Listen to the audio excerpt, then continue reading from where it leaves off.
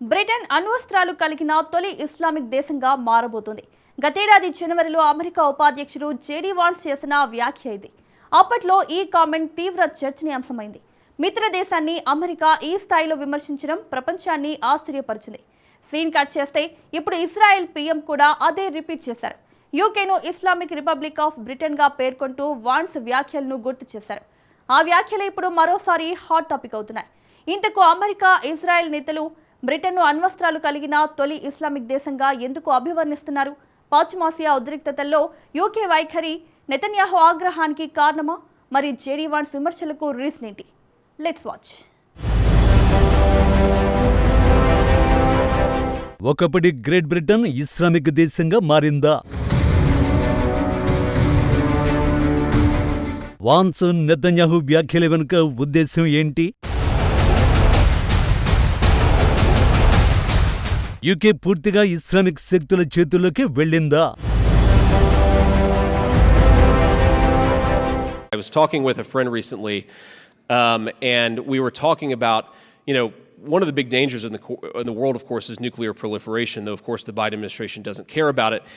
And I was talking about, what is the first truly Islamist country that will get a nuclear weapon? And we were like, maybe it's Iran, maybe Pakistan already kind of counts. And then we sort of finally decided maybe it's actually the UK, since Labour just took over. 2025 January 5న America ఉపాధ్యక్షుడు JD Vance చేసిన వ్యాఖ్యలే ఇవి. ఇప్పుడు ప్రపంచం ఎదుర్కొంటున్న అతిపెద్ద ముప్పుల్లో అణ్వాయుధాల విస్తరణ ఒకటి.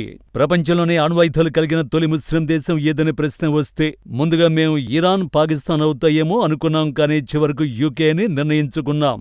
ఎందుకంటే అక్కడ లేబర్ పార్టీ అధికారంలోకి వచ్చింది అన్నది జేడీ వాన్స్ ప్రకటన సారాంశం. కానీ వాన్స్ ఈ వ్యాఖ్యలు చేయడానికి కారణం యునైటెడ్ కింగ్డమ్ క్రమంగా ఇస్లామిక్ మెజారిటీగా మారిపోవడమే. బ్రిటన్లో చాలా ఏళ్లుగా పరిస్థితులు అలాగే ఉన్నాయి. ఆ దేశం ఎంత హై రిస్క్ లో ఉందో తెలియాలంటే ఈ వీడియో చూస్తే చాలు.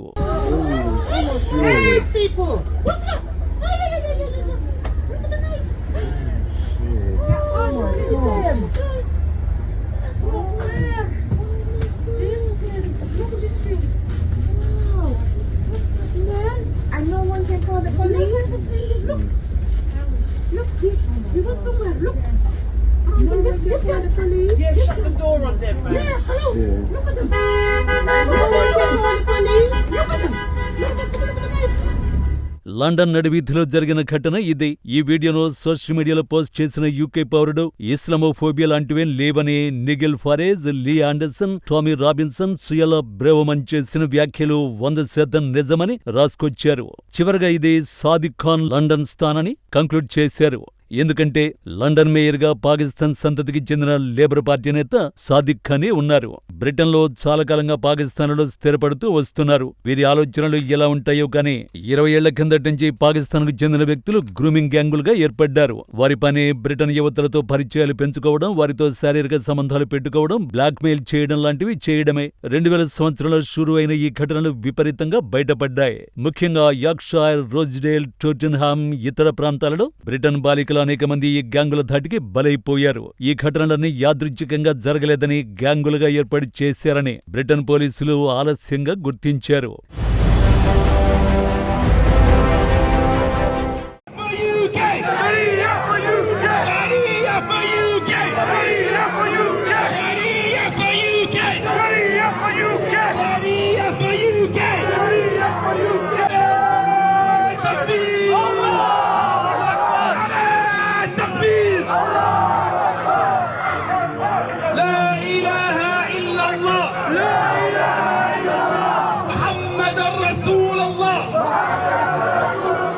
ఇది యూకేలో పరిస్థితి.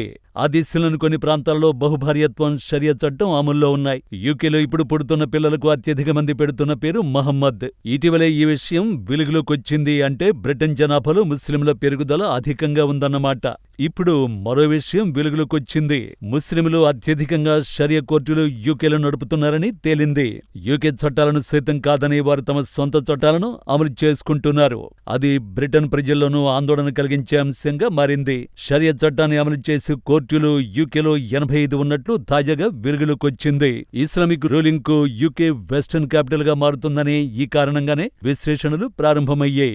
నేషనల్ సెక్యులర్ సొసైటీ సమాంతర న్యాయ వ్యవస్థ ఉనికిపై ఆందోళన వ్యక్తం చేస్తోంది. 1982లో తొలి షరియా కౌన్సిల్ ఏర్పాటైంది.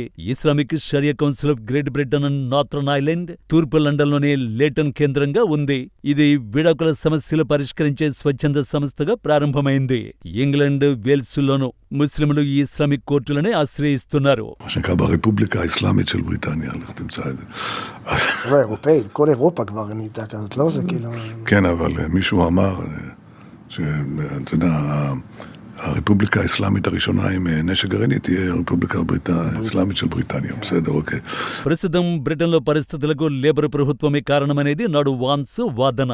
ఇందులో నిజం లేకపోలేదు. యూకే మాజీ ప్రధాని కేర్ స్టార్మర్ ఓటు బ్యాంకు రాజకీయాలకు పెట్టింది పేరు. గ్రూమింగ్ గ్యాంగ్స్ రెచ్చిపోతున్నా చూసి చూడనట్టు వ్యవహరించడానికి కారణం అదే.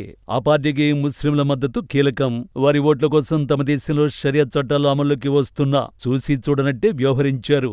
అందుకే యూకే అణ్వస్త్రాలు కలిగిన తొలి ఇస్లామిక్ దేశంగా మారబోతోందని విమర్శించాడు వాన్స్. తాజాగా ఆ వ్యాఖ్యలనే ఇజ్రాయెల్ పీఎం ప్రస్తావించారు.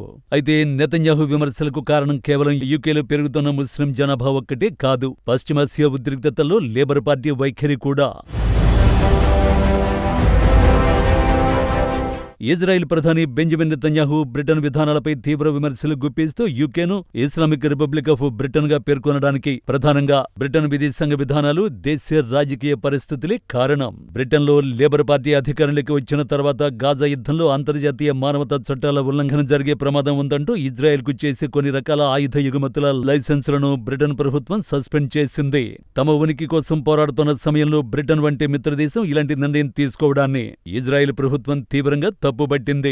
ఇంటర్నేషనల్ క్రిమినల్ కోర్టు నెతన్యాహుపై అరెస్టు వారెంట్ జారీ చేయాలన్న ప్రతిపాదనపై గత బ్రిటన్ ప్రభుత్వం అభ్యంతరం వ్యక్తం చేయగా ప్రస్తుత లేబర్ ప్రభుత్వం ఆ అభ్యంతరాన్ని ఉపసంహరించుకుంది. ఇది నెతన్యాహు ఆగ్రహానికి మరో రీజన్. లండన్తో పాటు బ్రిటన్లోని ప్రధాన నగరాల్లో పెద్ద ఎత్తున పాలస్తీనా అనుకూల ర్యాలీలు, నిరసనలు జరగడం, బ్రిటన్ అంతర్గత రాజకీయాల్లో ఇస్లామిక్ మరియు లెఫ్ట్ వింగ్ ఓటు బ్యాంకును సంతృప్తిపరచడానికి ప్రభుత్వం ఇజ్రాయెల్ వ్యతిరేక విధానాలు తీసుకుంటోందని ఇజ్రాయెల్ వర్గాలు ఆరోపించాయి. మొత్తంగా బ్రిటన్లోని లేబర్ సర్కార్ ఇస్లామిక్ ఛాందసవాదాన్ని, ఉగ్రవాద ముప్పును సమర్థంగా ఎదుర్కోలేక చేతులెత్తేస్తోందన్నది ఇజ్రాయెల్, అమెరికా నాయకుల ప్రధాన ఆరోపణ.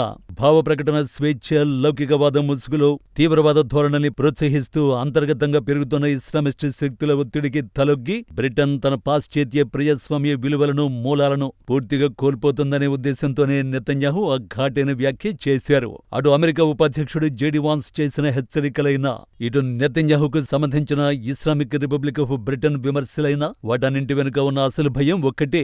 అంతర్గతంగా 85కు పైగా సమాంతర షరియా కోర్టులు చట్టాలను శాసిస్తున్న వేళ, గ్రూమింగ్ గ్యాంగుల ఆగడాలు, డెమోగ్రఫీ మార్పులు సమాజాన్ని కలవరపెడుతున్న వేళ, ఆధునిక అణ్వాయుధ సంపత్తి కలిగిన బ్రిటన్ లాంటి కీలక పాశ్చాత్య దేశం పూర్తిగా మత ఛాందసవాదుల చేతుల్లోకి వెళితే అది కేవలం ఆ ఒక్క దేశానికే కాదు, యావత్ ప్రపంచ భద్రతకే కోలుకులేని శాపంగా మారే ప్రమాదం ఉందన్నదే ఈ అంతర్జాతీయ హెచ్చరికల అంతరార్థం.